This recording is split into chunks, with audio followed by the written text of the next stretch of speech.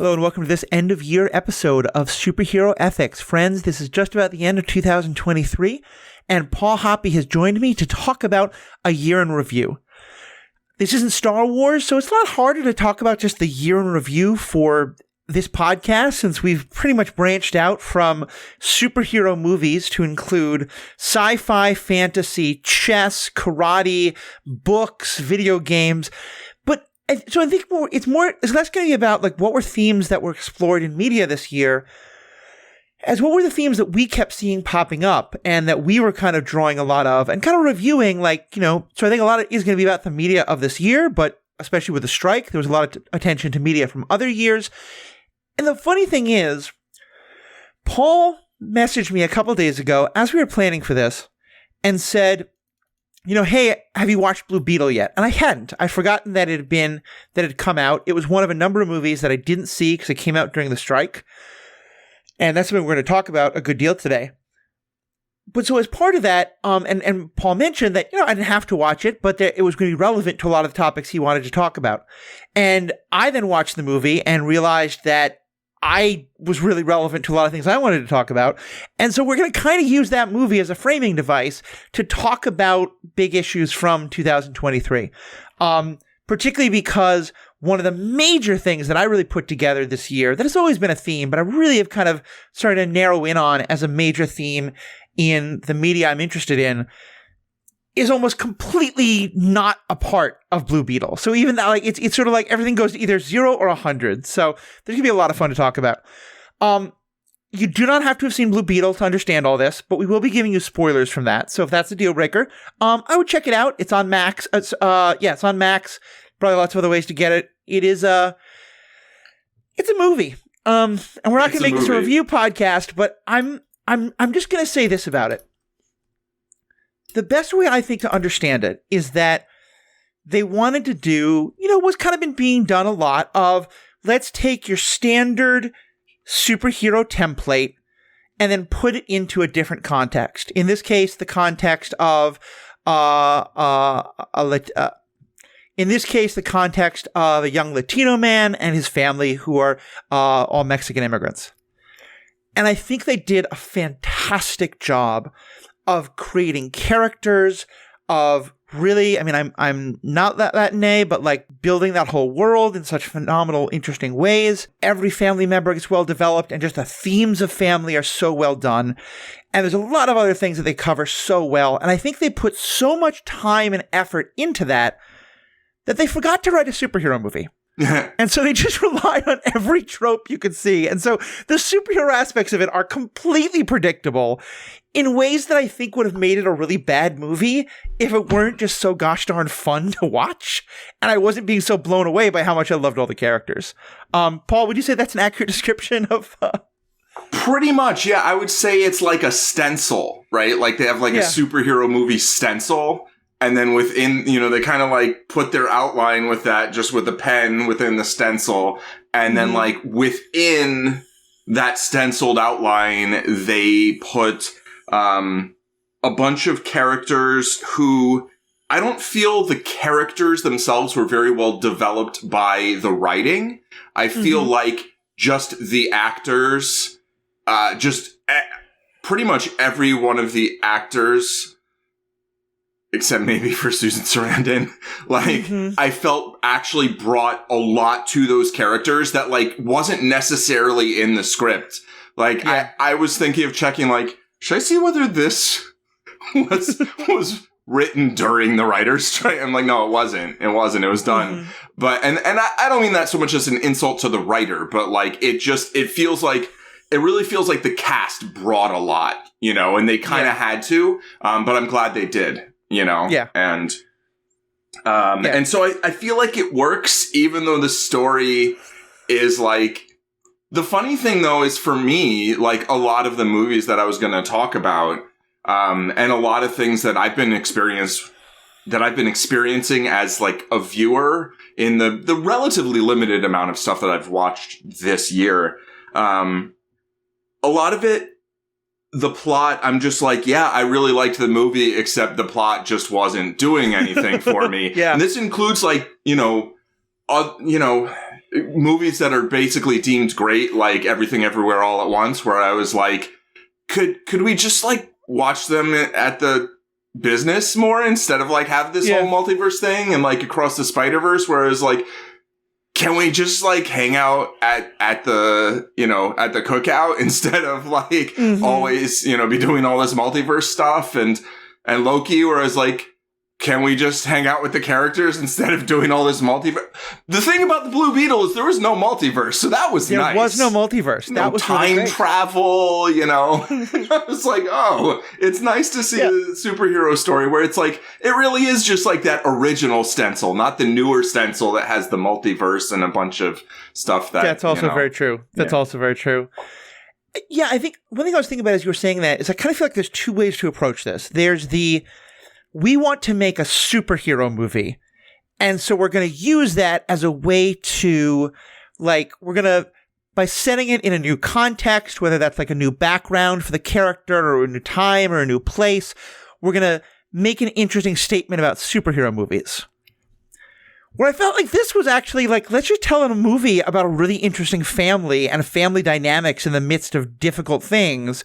Oh, hey, someone will give us hundreds of millions of dollars if we make it a superhero movie. Sure, let's do that. You know?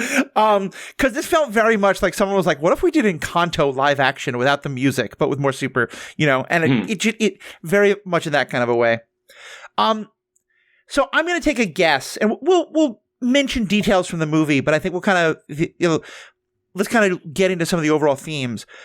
One thing I know that you have talked about a lot this year is language and the way that language is used in telling stories, particularly in like not spoon-feeding things as much to white audiences, to American audiences, always in English. I thought the movie did some really interesting things with language, and so I'm guessing that was one of the things that hit for you. Yeah, that was one of the things that, you know, made me interested in the movie in the first place, right? Like, I might have watched it anyway, you know, like I watched Black Adam and Shazam 6, or I guess it's only 2, but it feels like, and, you know, and The Flash, and, you know, various, speaking of multiverses, I left that one out of the list. But having, you know, a lot of Spanish in the movie and like Spanglish, like, as, you know, they've actually referred to it that way, right? Because, you know, and code switching and whatever, right? And it felt to me very natural. A lot of times Hollywood movies do stuff like that with bilingual characters or even like just like non-English speaking characters. And it feels very forced. It feels very artificial. Here, it felt natural to me, you know, and I think they made an effort with that. And, I think that's a front that they largely succeeded on. You know, I liked that, you know, his family members kind of had like different nicknames for him, you know, like I think his dad like called him Flaco, and like, his uncle called him like Cabezon, and like, you know, it felt pretty natural. It didn't feel like where just like they kind of inserted the random, you know, Spanish, like someone like looked something up in a dictionary, you know, like it. And I mean, I'm not super fluent in Spanish. I'd say I'm like borderline, like in terms of like understanding. But just it did feel natural to me, and it felt like it was not used as a device so much as it was kind of at the heart of the movie, really, you know, the really language. And, you know, I mean, I mentioned, I think some of the dialogue in English actually wasn't so great. I don't think that's like, a slight at the writers or writers' English skills. It's more just the, you know, sometimes movie lines are just a little cheesy. It's funny. Like, I rewatched LA Confidential, which I think is one of the greatest movies of all time, and, you know, won Best Adapted Screenplay. And there's a few lines that kind of, I'm like, maybe you could have written a different line there or not or whatever. But like, and you like, know, I think people say awkward things all the time. I certainly do. Yes. And so I don't, like, it's fun to have a movie where everyone speaks in quotable, awesome dialogue, but I don't mind awkward characters saying awkward things. In this, it was that the dialogue was so predictable. Right. Like, often I'm able to predict a plot point. Hero's able to predict lines word for word. Yeah. But yeah, you're right. But what they did with language, first of all, because when there are long sentences in Spanish or in other languages, which I'll get to in a second, because Spanish is not the only language featured, and that's, I think, a really important point. Mm-hmm. But in longer sentences, they would translate. But when it's just like a phrase, none of the nicknames that you mentioned, there's ever a translation given. Some of them I knew, some of them I think I guessed from context, some of them I have no idea what they mean. And I think that's better. You know, like a lot of people said, and myself included, that one of the great things about Into the Spider-Verse and then Across the Spider-Verse is that when his mother speaks to him in Spanish, it's not translated, but you often can really get a sense of what she's saying. And I think that was true here. Yeah. And yeah, to me, I think it wasn't about, hey, look, we're doing multilingual. It was like, no, we're just getting a picture of inside this person's family and how they would speak. The other language stuff they do is there's another character who is, so their whole family is Spanish and specifically Mexican. And they make a point of mentioning, without hitting you over the head with it, but that some of the family members are documented and some are not. There's another character who is Portuguese, who is Brazilian. Yeah. And you can kind of see her, like, she never interacts directly when the family is speaking Spanish, but they cut to her face a couple times and see her kind of like following, but struggling to follow a little bit. Yeah. Which I have a number of Brazilian friends now through the Judge program, and that's an experience they've often talked about.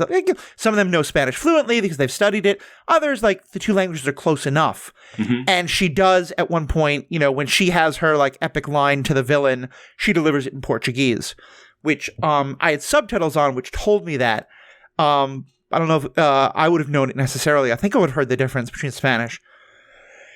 And then lastly, there's one other character who we don't get much of his background until the very end, but we learn that he was he's Guatemalan, and specifically that he's native. He's part of the indigenous people of Guatemala, and that he was taken and the movie does not pull any punches the way a lot of superheroes movies made, and that, like, the whole idea is that, like, he was taken as part of, like, the horrible things the American government was doing in Central America at the time of, Reagan and the like, and, like, they have you hear Reagan's actual voice during part of that scene. Yeah. So it's like very clear what's going on.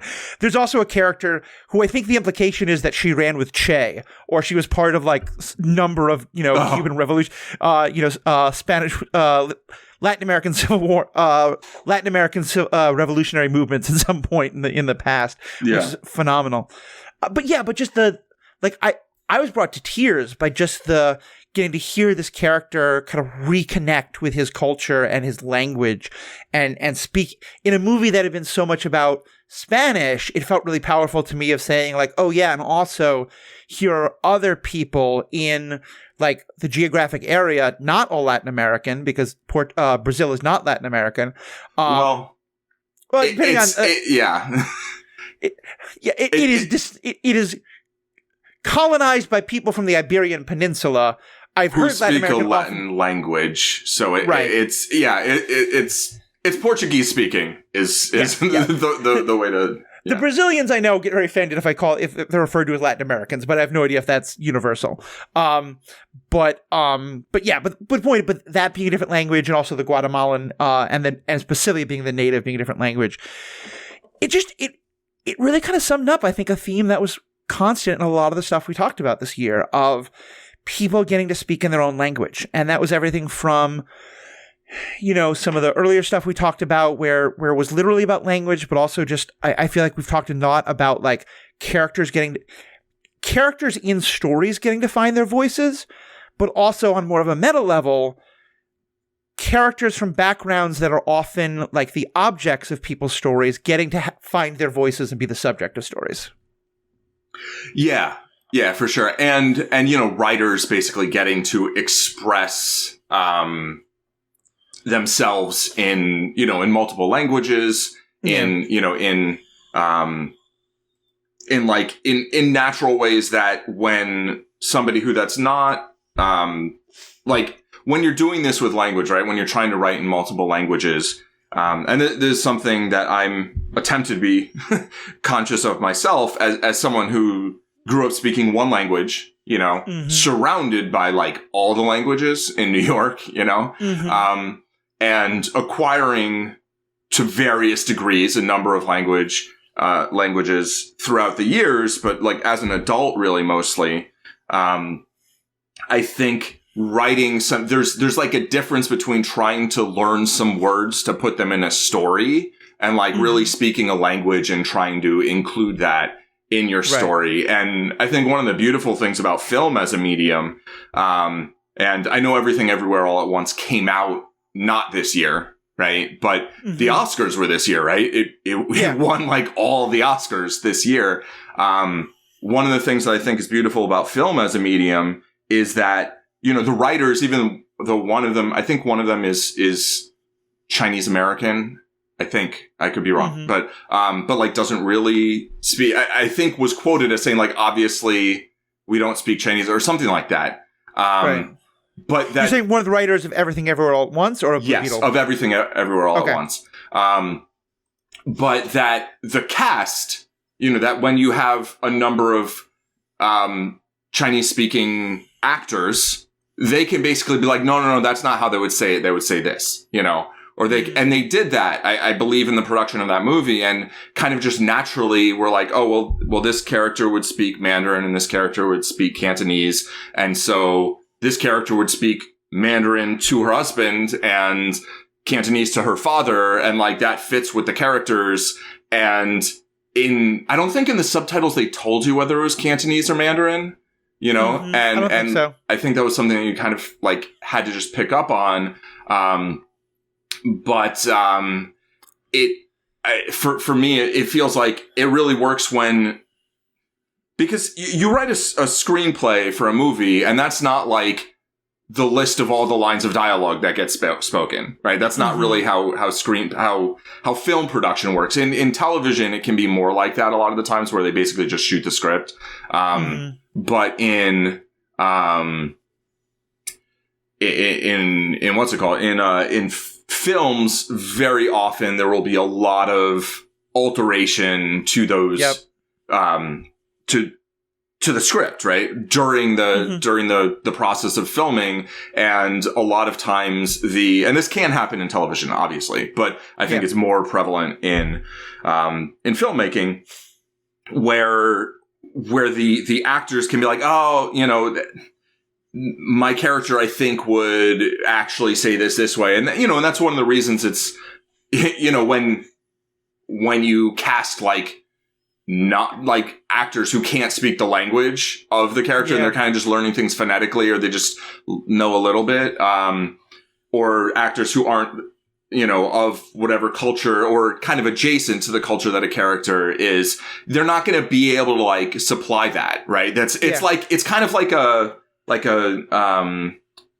credibility check, or that's not the word I want, but like, it's like a check on the, does this feel right to you? It's that is a person like, I don't think every single line of dialogue spoken by a character has to be written by a person who has the exact same background as that character. Because, I mean, that's just impossible. But also, I just think, like, there is lots of great storytelling to be had in other directions. Yeah, but I think more and more we're coming to an understanding of a writer writing a character whose background they have very little experience of, and who hasn't sought out people with that experience, you know? Can really suffer. And I think it was very clear to me in the writing of this, as well as looking down the list of other things I watched this year, a lot of things that I liked most were ones where, it was pretty well publicized that like the authors had either really, had the experience themselves, or had brought others into the writing room who had those experiences, or, whatever it might be. Yeah. And Blue Beetle's an example of, the person's credited with the screenplay because, the writer, but like, the writing of it is a complex process, and often many cooks in that kitchen. But the writer, with the screenplay credit is, was born in Mexico, it was Gareth Dunnet Alcocer. And, so I think that obviously helps when you're trying to write a screenplay where most of the characters were either born in Mexico, or like, I think his sister was born in Palmyra City, I think. Yeah. I think is what, and... Which I learned is, like, in the same way Metropolis and Gotham are both, like, different sides of New York, this is basically DC's Miami. This is Miami. It looked like Miami, but for some reason, I thought it was, like, LA-ish, but it makes more sense as Miami. Yeah. We were watching it, and I described it as a happy city of Blade Runner. Like, it's like all the neon. Yeah. And then someone else described it as cyber pop. As opposed to cyberpunk, which I both thought were fitting. Yeah, I can see that. I don't know about super happy when, like, a bunch of just, like, paramilitary personnel can just show up at your house and start shooting the joint up, and, like, there weren't any cops, right? Like, in the whole movie. I just meant that, like Blade Runner, every scene is like dark and dreary and rain with all the neon, and this was like the sun shining on the neon all the time. Right, yeah. It feels like a place, and that place is kind of Miami, but yeah, for sure. And they actually made that up for this movie. The character originally, I think, is from El Paso, and so they wanted to change that for whatever reason, and kind of, I think they wanted to give him his place that's like, this is the Blue Beetle place, Right. And the main character, Jaime Reyes, is the third Blue Beetle.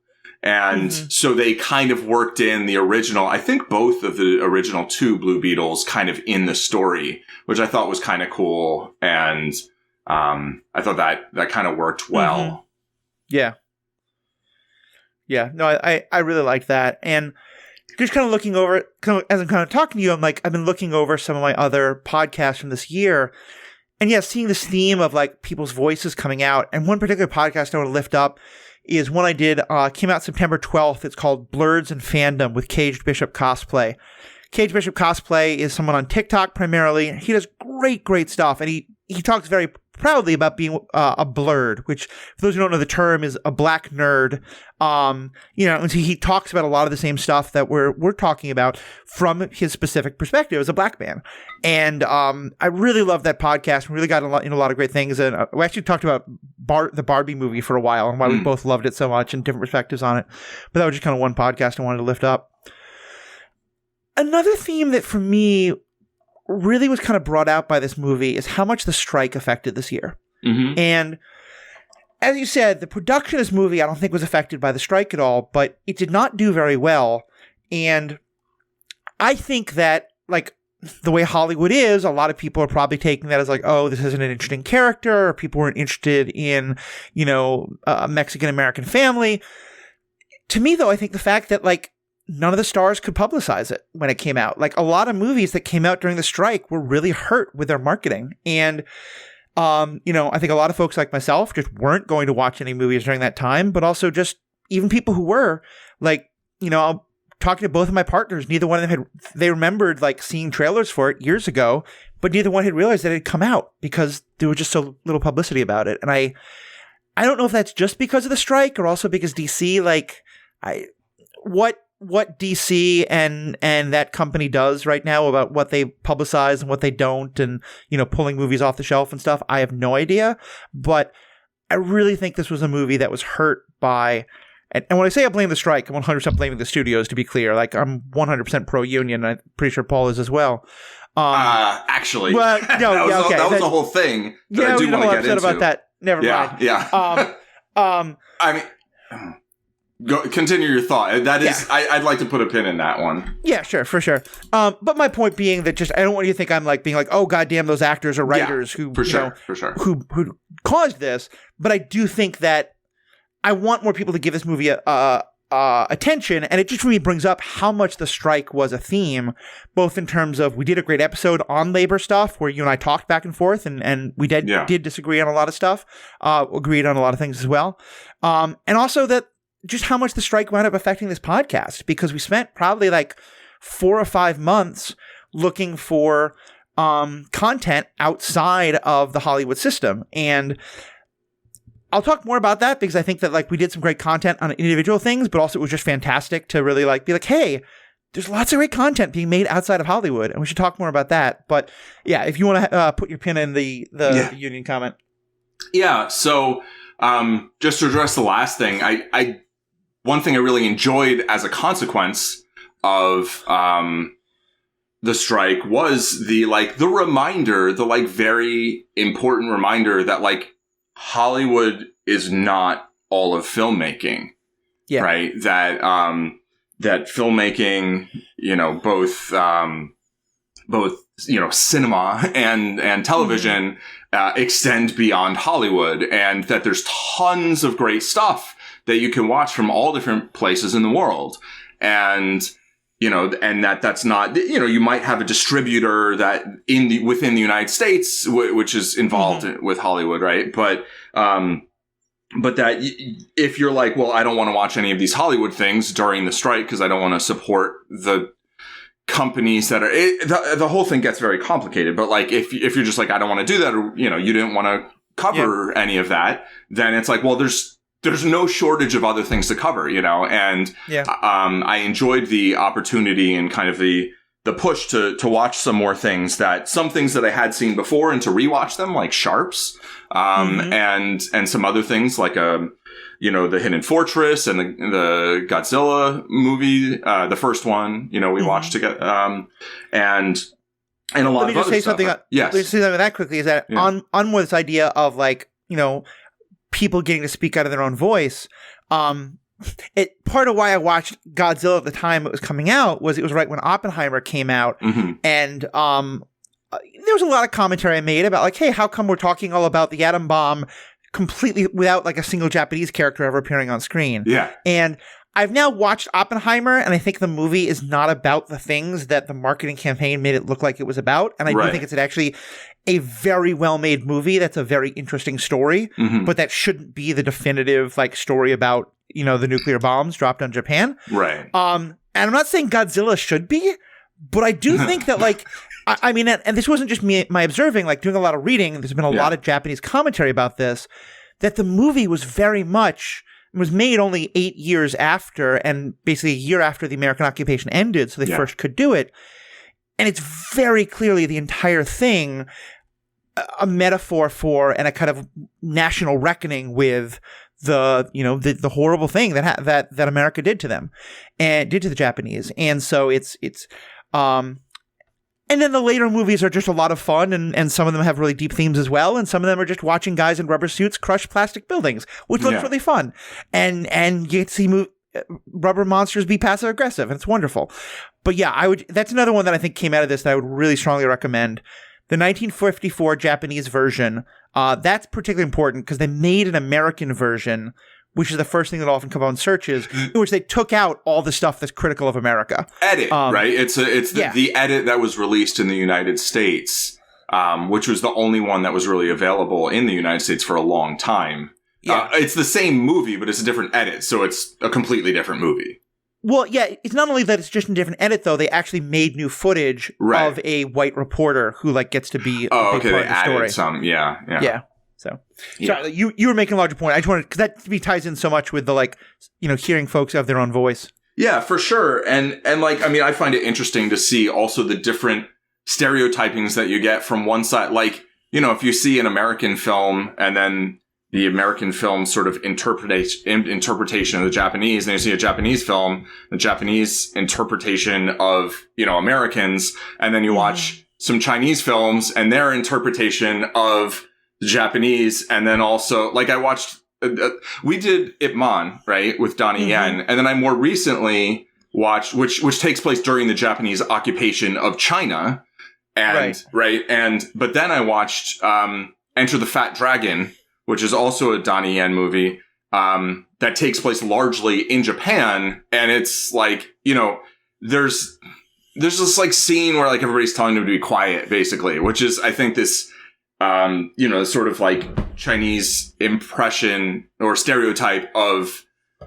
Japan, but then also of this self-awareness of like being called loud, you know, particularly like Cantonese speaking Chinese from like Hong Kong. And so it's just kind of getting to see different, you know, representations from different cultures of other cultures and then of themselves. And like, obviously no one stereotype or whatever is going to be universal, but kind of getting to see different angles on the same things, or whether it's the same events, like the horrific attacks on Japan by the United States at the end of World War II, or the horrific attacks on China by Japan and at the beginning of World War II. Like, seeing different takes on things, I think, just is it's interesting, it's valuable, and to me it feels important to just not always get one view of anything, and I would just say I think that's really true.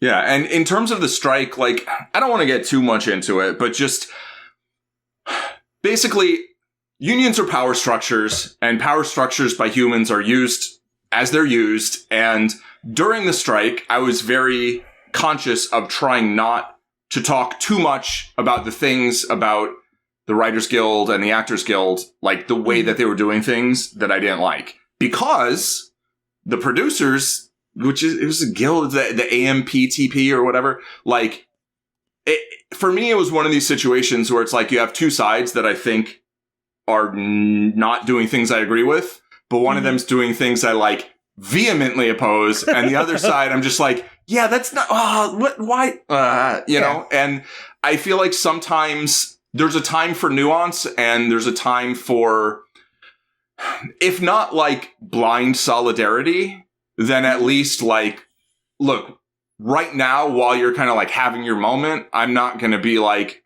this is why I don't think you're this wonderful organization that like everybody should just be like rah rah rah.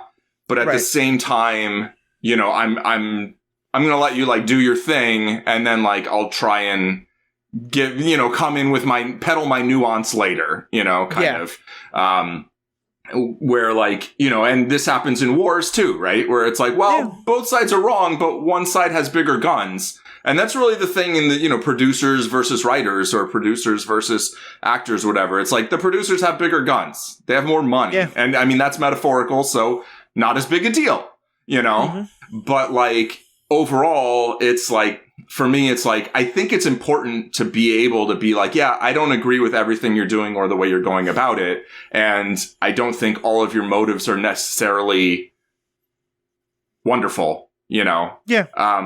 But you're going up against someone who I think is dramatically more wrong than you. So like, all right, it's not necessarily the time, it's like during the 2020 protests, the sometimes violent protests, more often not violent protests. It's like, I feel like that wasn't a time to be like, well, actually, this way of going about things is not going to achieve. It's like, just let people speak for themselves. And then, I mean, and the thing about unions is sort of like, who is speaking for exactly whom, And so in the same way that Hollywood doesn't represent all film, the Writers Guild doesn't represent all writers, and I appreciate that there are multiple actors guilds, and, my parents were both in film unions. My coming to this earth actually was paid for by the Teamsters Union.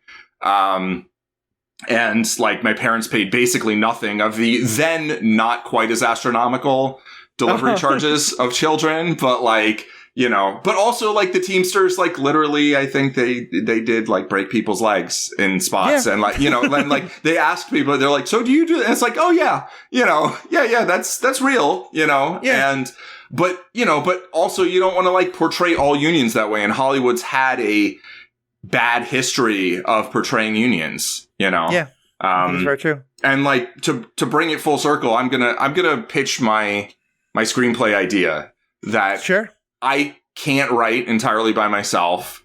And I actually have a co-writer who I've never talked to that I have in mind, and I have a dream director and whatever. But like, in 1982, there was a garment workers strike in Chinatown, in New York. And actually before even the writer's strike, I was like thinking like, that's something that there should be a movie of, and, my mother-in-law worked in the garment, was a garment worker in New York, not in Chinatown, and like just after the strike. But like, I have an idea for a movie there, but like, I'm like, I don't think somebody who didn't grow up, directly in this world should be like the only writer on a project like that. I don't believe that like you can only write things that are exactly like your own personal experience. But I do believe that like, one of the things that the union was talking about was preserving the writer's room. And I feel a little conflicted about that because some of the ways they were doing it like felt very artificial, like some of their very concrete demands about exactly how many staff members there had to be based on exactly how many episodes there were for a show. And I'm like, is this just going to lead to longer runtimes? Like, so they don't, you know what I mean? Like if someone wants to make 6 hours of content, they're like, oh, well, if we make 6 episodes, we have to have this many writers and 12 episodes. So we're just going to do 4 hour-and-a-half episodes. Yeah. But I do think the strength of something like a writer's room is you can actually get people with different backgrounds, with different perspectives, and you really can bring a bunch of voices to one project and make sure that you have the necessary voices, in any given project. For sure. Well, especially because I think sometimes when the rules become very black and white, probably very poor phrasing, but sure. I think that a lot of nuance can be lost. Mm-hmm. Like, yeah, generally, if I hear a white person is writing a story about a non-white community, a part of me gets a little like, okay. Like, if you told me you were going to write a story about something that happened in Kenya, I'd be like, what are you doing, buddy? Mm-hmm. You married into a Chinese American family, and I've lived in, like you are not Chinese, but to me, there's a level of experience that you have connection to that culture that, as you said, yes, still bring in other writers. I'm not trying to speak for you. I'm just, to me, just a general example of someone just heard a white person's writing about something that happened in Chinatown. Like, there are layers to what exposure people have to different experiences and stuff like that. Yeah, for sure. Exactly. It's like, I mean, people can look at, someone's background on paper and think, like I just see on, Wikipedia, the writer of Blue Beetle is, referred to as Mexican born. I don't know what that means, Right. Like, is he Mexican? Is he Mexican American? Like, is he just American, but he was born in Mexico and he moved when he was like a week old? Like, I don't know. Right. So, I kind of threw that out there as like, oh, that seems like a positive thing. Right. But like, I don't necessarily know exactly what that means in terms of like what his personal experience is. I haven't read a bunch of interviews and done a bunch of research, in that regard. But, and like, I do think that there is a danger in like trying to judge other people's kind of worthiness or relevance to like doing any particular project. And like, yeah, I'll write something that takes place in Kenya. Like, I can't not write something that takes place in Kenya. Like, but like, there is an awareness of like, I don't personally at this point in time have that much knowledge of Kenya, Right. Like I can find it on a map, which I think puts me in like maybe 10% of people who live in the United States, but sadly, but like that doesn't really do much in terms of knowing what anyone's given experience is in a given place. But, but I do think obviously like, I could be the same person and 2 years from now, I could have lived in Kenya for 2 years. Pretty unlikely turn of events, but like, and then like, it would seem a little more reasonable. But I do think that there's like a little bit of like, I don't know. I think as a writer, it's like important to ask like, am I the best person to tell this story? But like not to the point of being like, well, then I like, to like not doing anything or feeling like there should be some real like, like the writer of superhero movies, they're not superheroes. You know what I mean? And I know, like, I don't know. I mean, some of this stuff actually, there's a larger conversation to be had here, and I think you and I are not, I think I see things pretty differently than you, but I also hear what you're saying. I think for me, the part of it's also that like it's the like kind of what we're saying about like if the first story about the atom bomb is being told about American guilt about it, that seems and it's not the first story, but one of the first major movies by Americans certainly, and that's like if we were getting tons of Kenyan movies by Kenyans, which we are, they just no one ever sees them. Like I'm like sure, write it, but but I also think, as you said, there's ways of like. I have not yet seen Killers of the Flower Moon. I'm very curious to see it. I hope to see it. But a number of Native American, content creators who I follow, including some of those, from the tribal group that the movie is about, the name of which I forget, have been very clear about, like, Martin Scorsese worked with us for a very long time on writing this movie. There was one quote that I really love where he basically said, like, this is not the movie that someone from our background would have written, right? But it's the best movie we could have imagined a white man making. And right now, Hollywood won't let us make the movie. Right. So if Martin Scorsese makes the movie, then, that's great. And I think that's... And I think there's something to be said for, like, when Martin Scorsese makes that movie, which I haven't seen or really read about, I do think it can make it easier for the people who are saying, we can't make that movie right now, to gain the visibility and the opportunity to make maybe not that exact movie, but other times it makes it harder, And I think it's sort of being aware of how the industry is functioning and stuff like that. I think that's useful, of knowing, like, is this,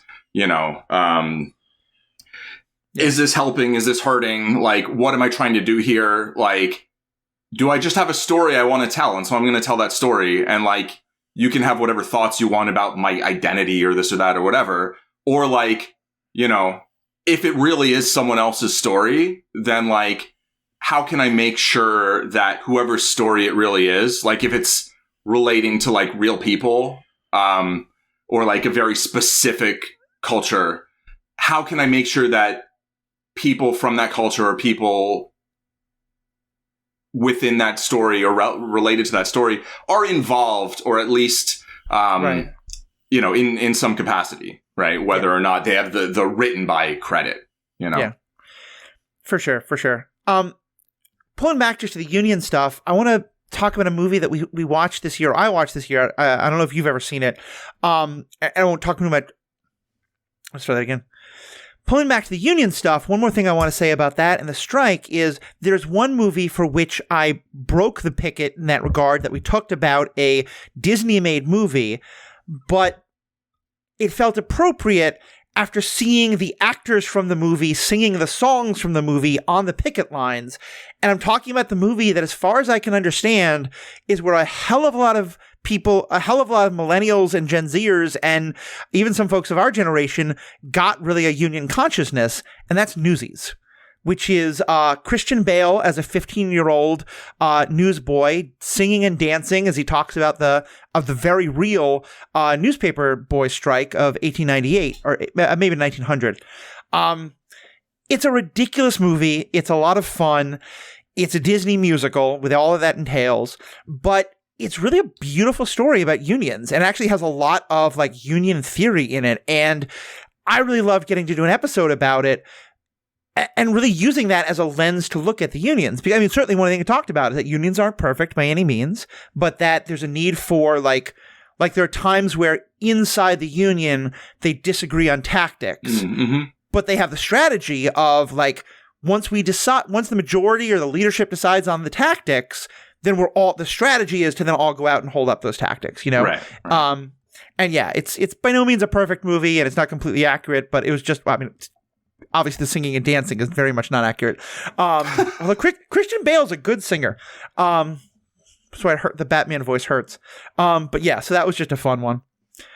I want to hear more of the things that Blue Beetle brought up for you, but I'm wondering, can you guess what is the topic that I really more and more became enamored of this year that Blue Beetle does a completely awful job of?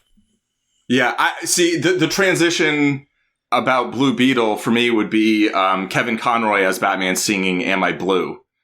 Oh, okay. There you go. So, speaking of Batman singing, wait. So what is that it doesn't bring up? I mean, is it the multiverse? Is it? What's a topic that I really love talking about on this podcast that this is not a good example of? That you love talking about? Relatable villains? Relatable villains. Is that it? That's it? Yeah. Yeah. You're right. Susan Sarandon's character is not... it is a two-dimensional cardboard cutout of an evil Reaganite profiteering, person. And I think Susan Sarandon did a great job of playing a terribly written character. Who, the whole point was to be like, and it's funny because like I at one point said on this podcast that I think like just you should always have a relatable villain, and someone called me out on it. It may have been you. It may have been Jess Plummer. Yeah. Maybe both of you at the same time. I don't know. But basically pointing out like that is great most of the time, but sometimes you just want to focus on the hero and don't want to engage with that. And yeah, like to me, Susan Sarandon's villain being completely uninteresting is not at all a problem with the movie. But I think this year really did codify for me that I think it is for me, that's what makes the ethical podcast, is dealing with, and there's some great challenges the heroes face that Blue Beetle deals with two of my personal favorites. But I really like looking back at a lot of the things we talked about this year, the stories of villains, but also the story of heroes who are really pretty dark, or characters who aren't heroes but are protagonists. Like Dredd to me is a great example of that, of like, maybe he's an anti-hero, maybe he's just a protagonist who's not heroic. Which are you we do a whole podcast about Dredd. Oh, Dredd. I thought you said Red, and I'm like, from the Blacklist? I was like, I guess he's not a hero. He's not exactly the protagonist. Yeah, Dredd. Yeah, for sure. Similarly, like Hunger Games, The Ballad of Songbirds and Snakes, which you have not seen or read, right? I have not seen, yeah. Okay, I will be very careful not to spoil. I don't think I care, but okay, maybe you lied on the spoilers. It's pretty recently came out, so I won't. But I'll just say that it is a movie about President Snow, but it is not a villain origin story in the traditional something bad happened to a good person and the Joker was proven right, and that they turned. It was, this is a person who was on a bad path and was given opportunities to change. And we watch them not do so. And it's part of what makes it so brilliant to me is there's never a moment where I don't find the character intensely relatable. In that I'm feeling like if I was raised the way he was raised and experienced the trauma he experienced, I want to believe I would make better choices than he did. Right. And I think I would, but I also understand why I would I can understand the urge to go into all the darkness that he does. And it was, I think both that and Dredd were just both, it's funny, Dredd was literally the first movie we talked about this year. And that one was the last before we got into the one that came after that was What is a Christmas Movie, which is a fun genre exploration.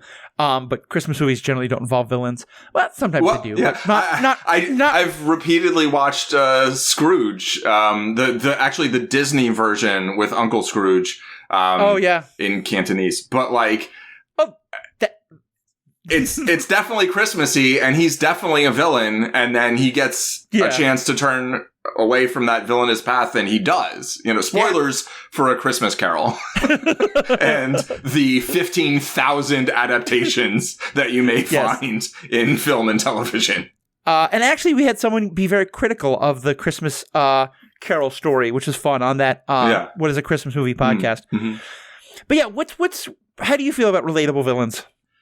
I think they can be great. I think making a majority of villains, there's like relatable, and then there's just like this character is a person, Yeah.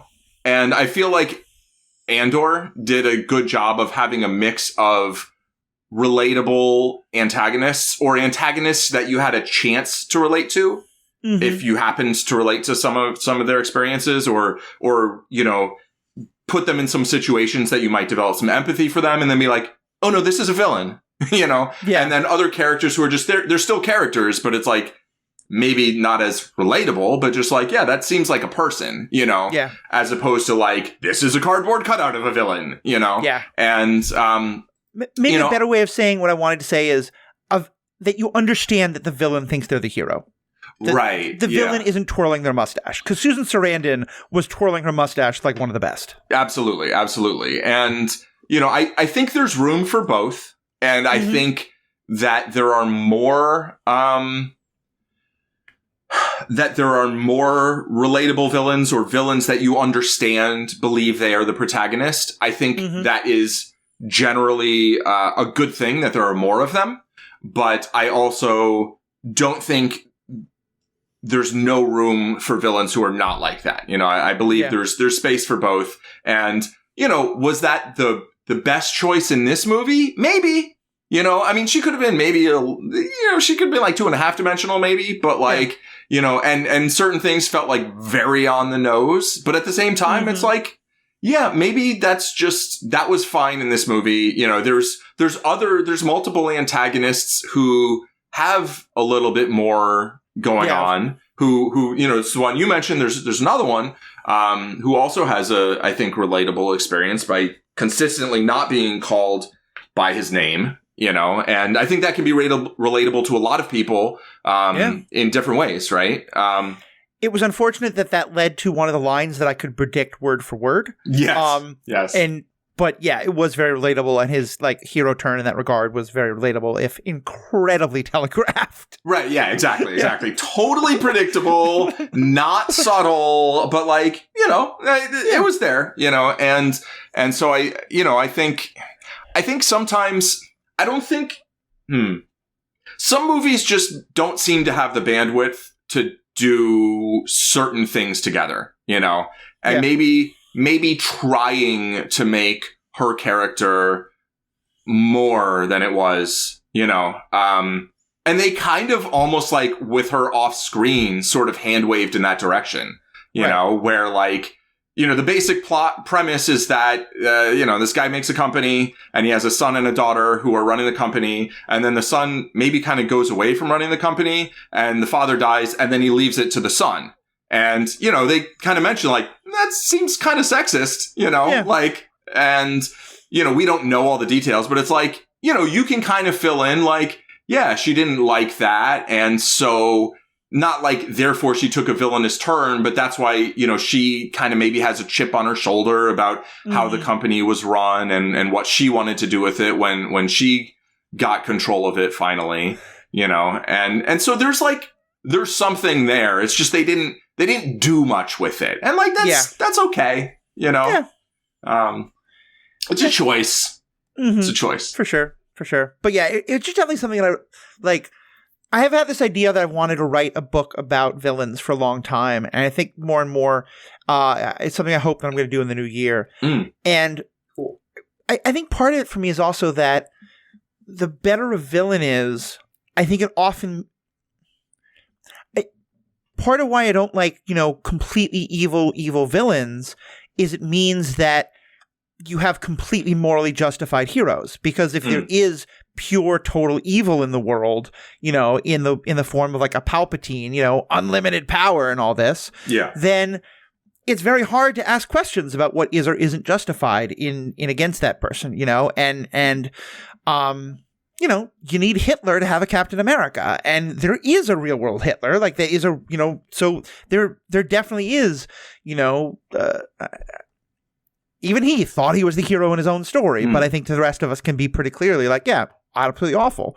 But then the feelings of just how absolutely awful led to the firebombing of Dresden, you know, and the killing of hundreds of thousands of German civilians. So it's just, and bring it back to Blue Beetle, I'll say the flip side of that to me then is the villain who wrestles with their own power. And did you get some pretty strong Luke Skywalker at the end of Return of the Jedi vibes from Blue Beetle's journey in this? Oh, like allowing the guy with the prosthetic hand to kill the main villain? Well, I mean, that's kind of cool. At the same time? No, specifically in that, like, like he wanted to kill the guy, and then he's like, "I'm not going to kill him because that's not who I am, who I want to be." Well, even more than that, he starts out as like he doesn't want to use lethal damage, and so he's fighting this machine that he doesn't want to fight lethally. He then starts just like, you know, punching them really hard against brick walls, which, as we've discussed, is another favorite theme of mine. But then later, when he's really kind of like at his lowest point, it's by embracing his anger and rage at what's happening to his family that he empowers himself. And on the Star Wars podcast, I think that to me, the original framing of the Force in Star Wars is that if you give in to anger and hate, that it will forever will dominate your destiny, because you start to just see things as things you hate. And I think some of Star Wars got a little like black and white about that, and in more recent stories, I think they've been embracing the idea of like, no, there is some power to rage, there is some power to anger, there's some power to hate. The problem is that it can blind you, it can overpower you. And so to me, having him both be incredibly empowered by focusing on his anger and his desire to, it's desire to protect, but like so is Anakin's, but then having it be that moment where he is like, I have to kill this person who's done great harm to his family, and the machine stops him in some way, but it's because the machine knows like, no, that's not what you want to do. I just thought it was absolutely brilliant, but also it was like, oh, here's one of my favorite themes is like, how do you use great power to fight evil without becoming just a killing machine yourself? Right. And like, can you actually tap into your anger to, I mean, I feel like this relates a lot to, our world's problems, where there are a great many things that we can be very angry about, and that anger can drive us to action. We can allow anger to drive us to action and motivate us and push us to take action. But like, somewhere there's there needs to be some, the id can't drive the train the whole time, kind of, right?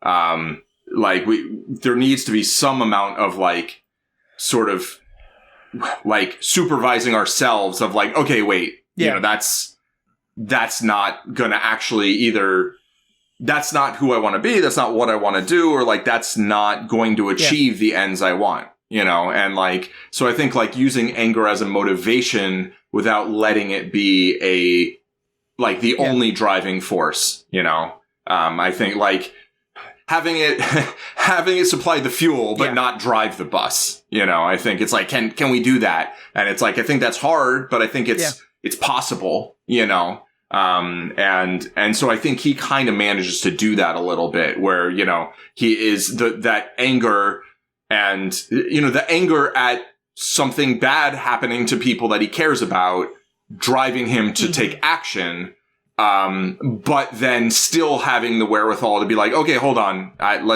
you're right. I'm not, cause it is, Kajida, right? The voice, the Blue Beetle, the machine, whether it's AI or it's like, I think it's AI, but it may also be a spirit. We don't have any idea what it is. It's not really gone into deeply here. And telling him, like, wait, but this is what you said before. And it's like, oh yeah, I did say that. Okay, yeah, thanks. One other just cool thing that harkens back to the language stuff, but I forgot, but I was so struck by. I was going to set you up for this. Is that as the Kajida and like him, they start out very much at odds, and over the course of the movie, they quite literally synchronize. And one of the ways that the movie shows that is that the Kajida starts speaking to him in Spanish. Right. At times, which I thought, it goes like very much. Again, not entirely. Really talking to him in Spanglish. And I just thought that was such a brilliant way of showing like this is now. And I think without that helps me to buy that it is so, connected to his head. For sure, yeah. Another just quick shout out of, this is just like a connection, not a theme. But what's the name of the actor who plays Jaime? Xolo Maridueña. Okay. Xolo Maridueña? Yeah, Maridueña, yeah. Okay.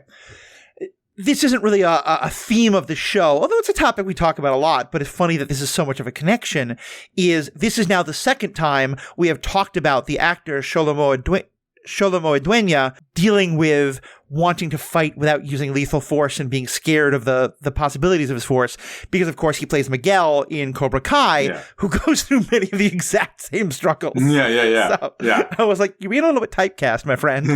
You're a great actor, so I love it.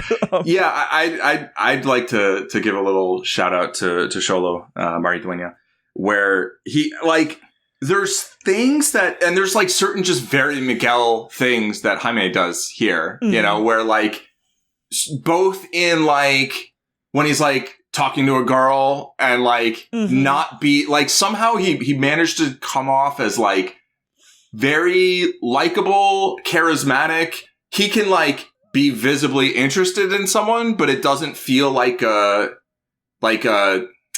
you know, trying to like suave. win a right.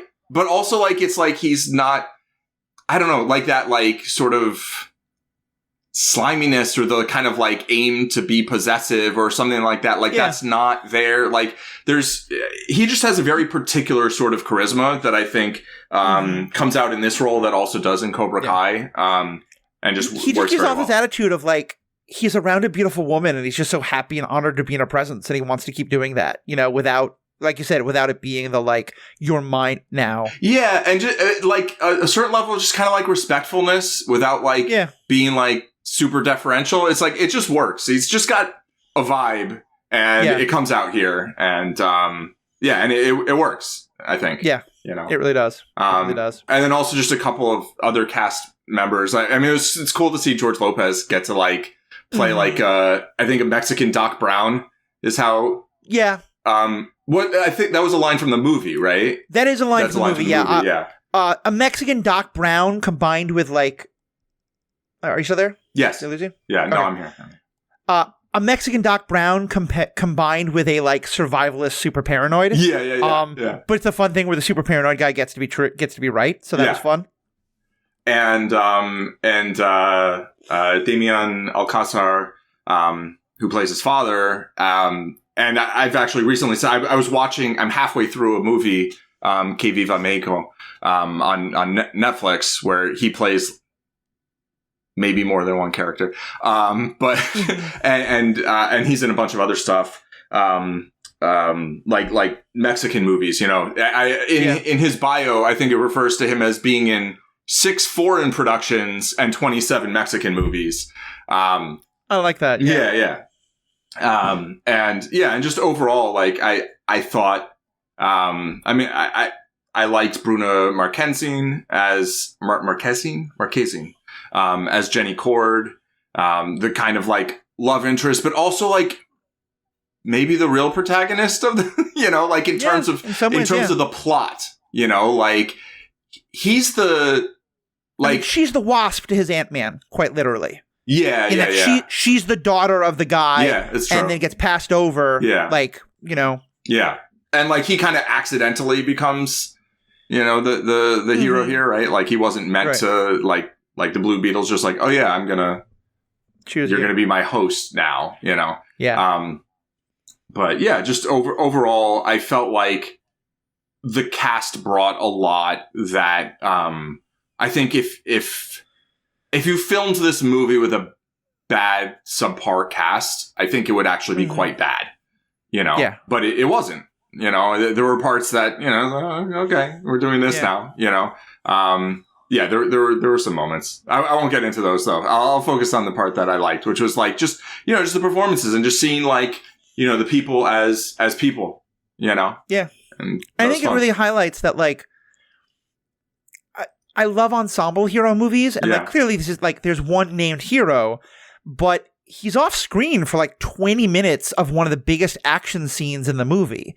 And it works. And I think like this was a couple of years ago now. It was a bunch of years ago now, because when Rogue One came out, but we did a great discussion with Becky Allen about like moving away from the like, you know, one strong man of history stories all the time to be much more like ensembles and found family. And this isn't really found family, although one person kind of gets adopted into it. It is a blood family, but it is such a strong story of family. And when I first compared it to Encanto in my mind, I kind of stepped back for a second and being like, am I kind of just doing this because it's about two, you know, Latin American families? But I think there are a lot of connections there of things that are very connected to the Latin American experience, but like, you know, not exclusively to, but the way it's told, particularly in terms of like family and the way the family interacts with each other. and that being very much extended family, but also just in terms of like the history of colonial violence being a big part of both of those stories and stuff like that. That's the bigger connection for me, and kind of the family vibe, right? Like, yeah, very much so. Less the singing and dancing. Yeah, less the singing and dancing. But also the strong grandmother figure and sort of the memory of the grandfather being a part of it. Yeah. For sure. Were there other big themes that really hit for you? There's one theme I want to talk about that's not connected to Blue Beetle, but were there any others that you want to talk about from this year, either connected to Blue Beetle or not so? I mean, just one series that I'd like to just throw out there that I watched this year, I think during the strike, because I was like, am I going to just not watch anything? I was like, I'm not paying for any of these things, so so it's not like my money is going to the companies or whatever. But just something that I watched that I really appreciated was American Born Chinese. That was it's a Disney production. Like it's it's not even Marvel. It's like it's Disney. And it's a superhero-ish. I mean, it's definitely supernatural. It's inspired by partially, I mean, it is an adaptation of, graphic novels. And it's got like half the cast of Everything Everywhere All at Once, who are all fabulous and not the best part of the series for me. Yeah. In terms of acting. And one thing that I felt like that series really did a good job of, without getting deep into it, is letting a lot of different characters have their stories and be protagonists within their own thing and be heroes, really, without, like characters who you wouldn't necessarily expect to see to get that chance, and I really enjoyed that aspect of it. And now I'm rewatching it, that my Mandarin isn't as terrible as it was when I first saw it. Nice. Yeah. Nice. You're telling me something I want to see. That there's a big backload. Yeah. No, you watched it. You watched it. We talked about it. You're right. Thank you. My apologies. Yeah. No, we did watch it. Yeah. That's right. No, we did talk about it on the podcast. But I was thinking about that's right. I thought we did talk about it on the podcast. Did we? Oh my goodness. Yeah. I was thinking of a TV show. I thought there was a TV show that was kind of like an updated version of the Fresh Off the Boat idea. And that's what I thought you were talking about. But then I realized, no, it was a movie that was really good. No, it was a series. This is a series of 8. Yeah, it's definitely not like, I mean, I guess there are similarities to Fresh Off the Boat, but it's a very different feel. I mean, it's it's an action superhero story. Yeah, exactly. Supernatural story, certainly. Yeah. And there is another thing that I then watched, the new Legends of Monkey, which is like the same kind of character group of characters, or based on the same, I think 16th century Chinese novel, which, but this one is an Australian, sort of remake-ish of a 1980s Japanese TV series that was based on this much older Chinese novel. And I watched it dubbed in Mandarin, which was like a weird experience. I was like, instead of watching things dubbed in English, now I'm watching English things dubbed in Mandarin, and it has like a bit of a like Xena Hercules vibe. So, it's different. It's different. Yeah. I like it. One small thing, and then one other bigger theme that I wanted to bring up, just back to the subject of villains, again, because of the strike, we got to re-explore some much older works. And, I've always known that superhero movies did not invent the idea of the relatable villain by any means, but I think I got a really powerful reminder of just how deep some of these ideas go. And they go far, far beyond what I'm about to mention, far, far older than that, but still, the novel Moby Dick. Moby Dick was a book that I kind of had skimmed a little bit when I was much younger, didn't really get into. I've heard 8 million allusions to it, and I knew the kind of, the Moby Dick and the white whale and things like that are used as like metaphors for things. often about like, sort of a hopeless quest or a quest that obsesses someone. Right. And I got to do a phenomenal podcast about Moby Dick with someone who'd done their master's work on the novel, and her screen name is A.K. Ahab. And we really talked a lot about the character of Ahab and how he is, very much one of the main protagonists of the novel, and in some ways very much a villain. He certainly leads, a whole bunch of people to their ruin because of his obsession with this whale, but also he's presented in not relatable ways necessarily, in that like he becomes clearly deeply, mentally troubled, but also the path he gets there, like especially if you've ever experienced mental illness, is completely understandable. And he became such a fascinating character to me in a way that I think, it is by no means the most accessible of works, and the movie versions of it have never been done quite well. And I kind of hope now that we just have the CGI abilities to really, I think, do the movie right. I would really love to see it done. But the larger theme I was going to talk about was, what was it? I actually had it here, and I just, oh yeah. Actually, let me ask you. Yeah. Have you seen the TV show The Last of Us? I have not. Okay. I guess I don't really care about spoilers because it really doesn't feel like something I want to see. Okay, that's totally fair. Yeah. I think it may not be, particularly in what I'm going to say. Sure, yeah. I did watch the Super Mario Brothers movie, which is then parodied by, what's his name on SNL? Oh, Pedro Pascal. Pedro Pascal, yeah. Okay, cool. I'll find a way totally to unrelated. Okay, yeah. Sure, yeah. So the one other thing I wanted to talk about, and there really is only one example of it that I used, although now I'm having another example of it. Actually, I can restart that. So the other thing I want to talk about is I feel like this year I really discovered an entirely new medium, and a lot of people I'm very late to the bus on this. A lot of people have found this already, but it's video games. I had heard and understood a lot about video games as narrative and people using the video game to tell stories in a different way. And I really experienced it twice this year. One is Baldur's Gate that I've been playing, is pretty much taken over my life.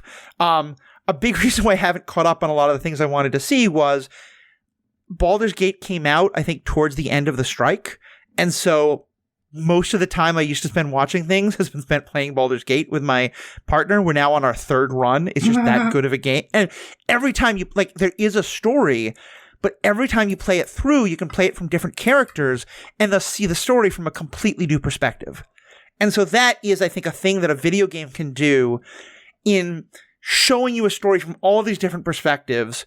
And that's amazing. But that's not, to me, I knew that could happen. I just hadn't experienced it so well until Baldur's Gate 3. The thing that really blew my mind was The Last of Us.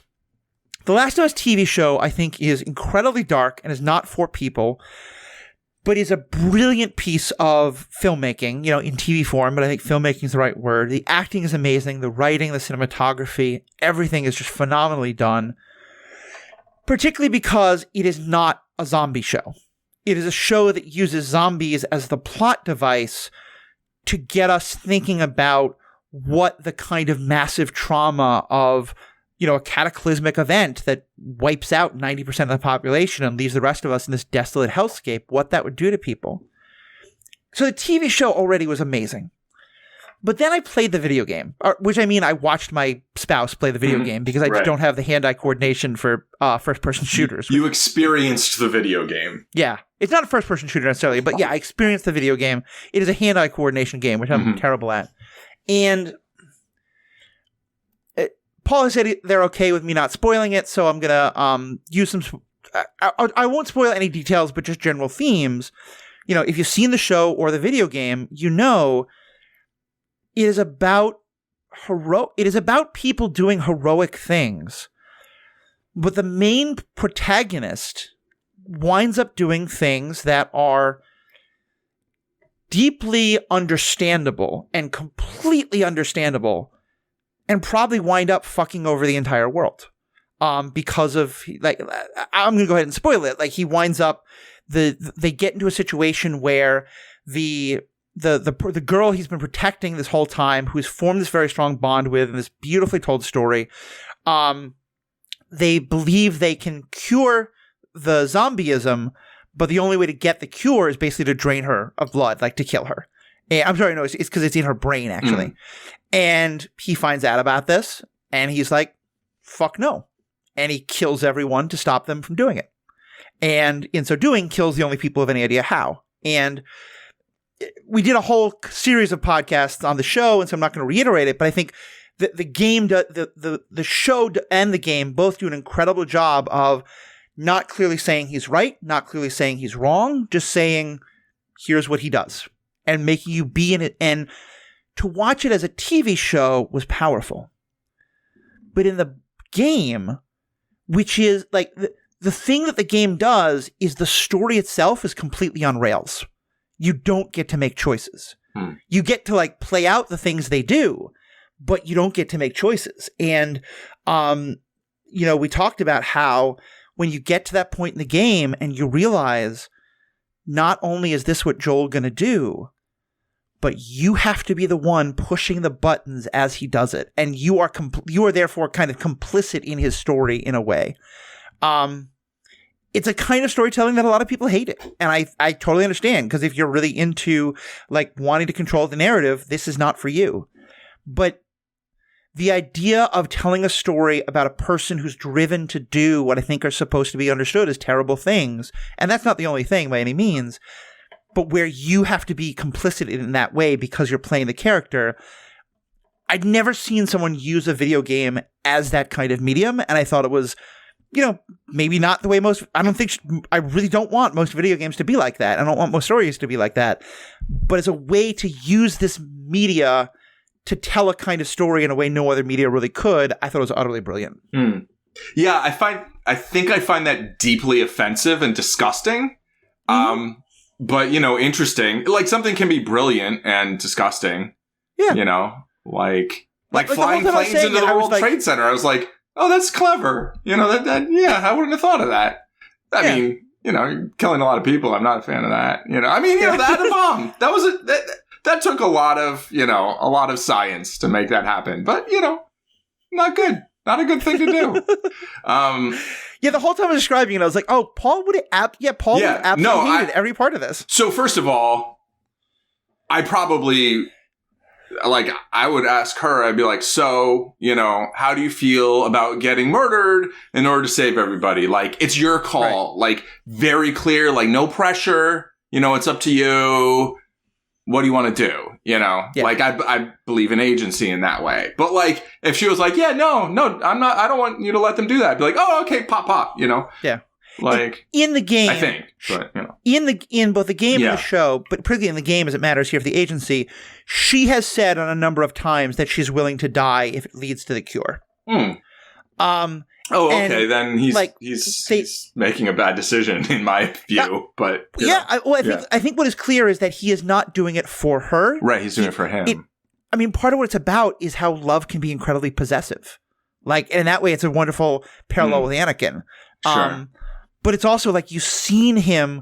I'm going to spoil all of this. Yeah. He has a daughter die at the very beginning of the. Sure. So you understand like where he's coming from and whatever. Blah, and like it sounds like a cliche, but it's incredibly well told. Sure. But it's Yeah, most cliches, like, somewhere along the line were a good story, and then people just kept telling the same story. And it's like, if you can do it well, you can do it well. But to me, like, the point of a video game is, like, that you have... I was going to... When you started going to stories, I was, like, going to say that, one of my other pet projects that I'm definitely never going to do... Well, not definitely, but almost definitely... is, like, I feel like someone should make maybe an animated series of Morrowind. You could do it with like any of the Elder Scrolls, but like to me, the great thing about a video game, like, that one in particular is like how open-ended it can be, how the player gets to make choices. So the idea of railroading, really bothers me. When the other thing that I thought at first was like Ninja Gaiden, which was like one of the first games available in the US to feature like a lot like cutscenes. It might have even been the first one, but like, there's a story. You just play through the story, but also you're just like, a little 8-bit character side scrolling just killing everything on screen, you know? So it's like, it's a very specific type of game. You're not making moral choices. Well, this guy actually, what are his motivations? Should I be killing him? No, you just stab everything, you know? Yeah. So that's a little different. But like, yeah, I do feel like somebody was describing to me another game where, you know, you have to do something and then it's actually like the opposite story. You know, the protagonist has a character that they care about, and then they have to let them die or something in order to save everyone else. And that's the choice that they make. And I think you don't get a choice, but you have to like press the button, you know? Yeah. And like, I don't know. I think that's kind of just like messed up and manipulative and gross. Like, I don't like it. I haven't played either game, so maybe the actual exact context of the game I might feel differently, but like, it's certainly clever. It's certainly a way to get people to experience things, you know? It's interesting. I think the best way I can describe it is a discordant note. Like, most of the time, it just sounds like someone hit a string wrong or whatever. Right, yeah. But sometimes, in a very particular circumstance, it can work, you know? Because, I have stopped playing video games when I realized that I was going to have to do something I didn't I didn't want as a player to do or didn't believe the character would do. Yeah. And I feel like, to me, this was kind of the because I love Baldur's Gate particularly because it's basically Skyrim and Dungeons and Dragons or Morrowind. Like it is that. I've tried not to tell you about how awesome it is. I know you don't have time to really get into this game. And you sink so deep into this. No doubt.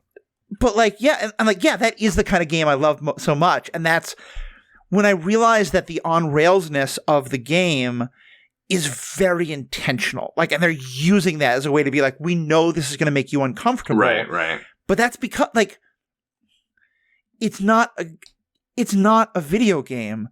It is a playable novel. Yeah. Like, I think they really were trying to do, and they're like, I hope that doesn't become a very popular genre because I really only want to watch maybe one every 3 years. Sure.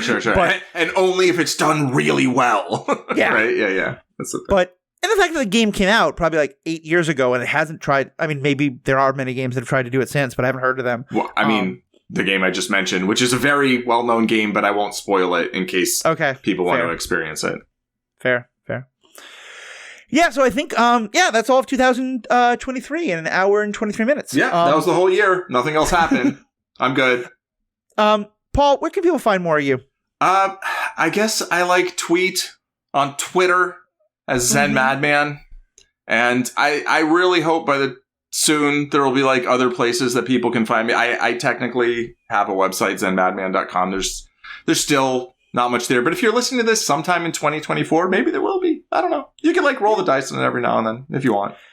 Paul and I are talking about a couple podcasts we might launch. We are, I think, in a state of talking about I think we have been either creating podcasts together or talking about podcasts we might create together for about 7 or 8 years. So, it doesn't mean the new podcast is coming by any means, but there may well be some new things. So keep your eye out for that in 2024. Yeah. Certainly, there should be some interesting poker content coming from Paul. Of course, I'm the Ethical Panda.